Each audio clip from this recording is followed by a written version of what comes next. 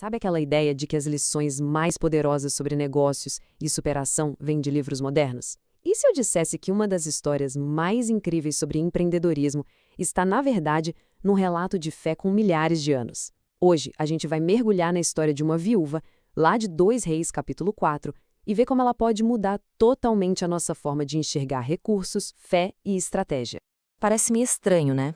O que uma história tão antiga teria a ver com o nosso mundo, tão corrido, tão digital? A resposta é, bem, muito mais do que a gente imagina. E é exatamente isso que vamos desvendar juntos agora. E olha, essa ideia é o ponto central de tudo. Antes de existir MBA, antes de existir faculdade de administração, a sabedoria sobre como construir algo do zero, como perseverar e principalmente como ter fé, era passada assim, de geração em geração através de histórias. E a que a gente vai ver hoje é praticamente um plano de negócios completo que nasceu da. Para a gente entender essa história, precisamos começar pelo momento de maior aperto. Vamos conhecer uma mulher que estava literalmente sem saída, enfrentando uma crise que ameaçava levar tudo o que ela tinha de mais precioso. Imagina só o cenário. Era desolador. Naquela época, ser viúva significava perder quase toda a proteção social e financeira. Então, ela não estava lidando só com o luto. Havia uma dívida impagável. E a lei da época era dura. Os filhos dela poderiam ser levados como escravos para quitar essa dívida. A pressão era simplesmente total. E aí, no fundo do poço, ela faz algo que muda tudo. Ela busca ajuda. Ela vai até o profeta Eliseu, que era uma figura de autoridade espiritual, um guia para a comunidade dela. E esse primeiro passo, sabe, reconhecer que precisa de ajuda e buscar orientação, é ali que a transformação toda começa. Agora, é aqui que a história fica muito interessante. A gente poderia esperar que Eliseu fizesse um milagre instantâneo, mas não. A abordagem dele é totalmente diferente, quase contra-intuitiva.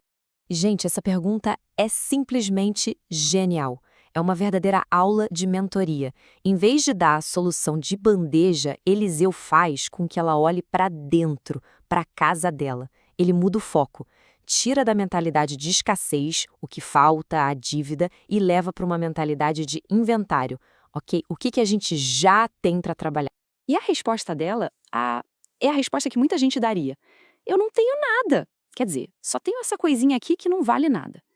Ela simplesmente despreza o único ativo que ela tem. Quantas vezes a gente não faz o mesmo?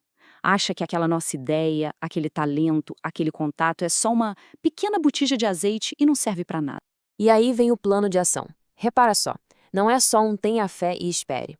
Eliseu entrega um passo a passo super prático, colete os recursos, as vasilhas, execute a tarefa, encher as vasilhas, comercialize o produto, vender o azeite, quite as dívidas e, por fim, viva do lucro. É um modelo de negócios completo, que começa com um ato de fé que parecia não fazer sentido nenhum. E tem um detalhe aí que é muito poderoso, a ordem de fechar a porta. Isso é muito simbólico. Fala sobre a necessidade de foco total, de se isolar do barulho, da opinião dos outros, das dúvidas, para se concentrar 100% na tarefa.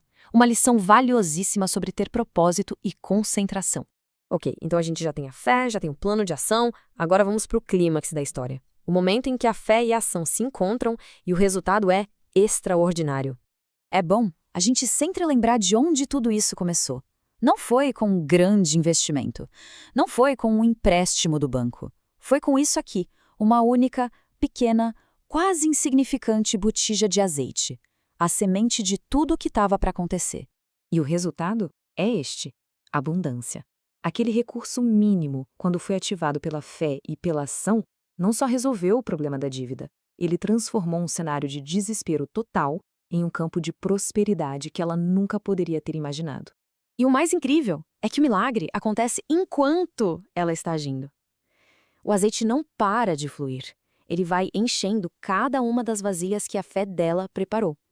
A provisão só parou quando acabou o espaço, quando não tinha mais onde colocar. Ou seja, a provisão foi do tamanho da preparação dela. Beleza, a história é fantástica. Mas e aí? O que a gente tira de lição prática disso tudo para a nossa vida hoje, seja nos negócios, seja num projeto pessoal, em qualquer área? Vamos decodificar isso. As lições aqui são muito fortes. Pegue essa segunda. Valorize seus recursos. Ela quase jogou fora o único ativo que tinha. Isso ensina a gente a fazer um inventário honesto do que já temos em mãos. nossas habilidades, nossos contatos, nossas ideias. Muitas vezes, o ponto de partida para o nosso milagre já está dentro da nossa casa. E não para por aí. Essa última lição é especialmente importante hoje em dia. O objetivo do milagre não era só deixar a viúva rica, o plano era claro: pague suas dívidas e viva do resto. Ou seja, era sobre ter sustentabilidade e responsabilidade. O sucesso de verdade não é só acumular, é resolver problemas e construir um futuro seguro. Depois de explorar essa história tão rica, a reflexão, claro, volta para a gente. Como é que a gente pode pegar esses princípios que atravessaram milênios e aplicar na prática? Então, a pergunta final é bem direta. Olhando ao redor, na sua vida, no seu trabalho, qual é a sua botija de azeite hoje? Que talento, que ideia, que recurso talvez esteja sendo deixado de lado? Porque, como a gente acabou de ver, com fé e um bom plano de ação, essa coisinha pode ser o começo de algo extraordinário. Essa história toda nos mostra que milagres raramente acontecem no vazio.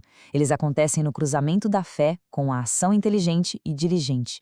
Se essa mensagem inspirou a olhar para os próprios recursos de uma maneira diferente, compartilhe esta análise. Vamos espalhar essa ideia de que todo mundo tem uma botija de azeite em casa, só esperando para ser usada.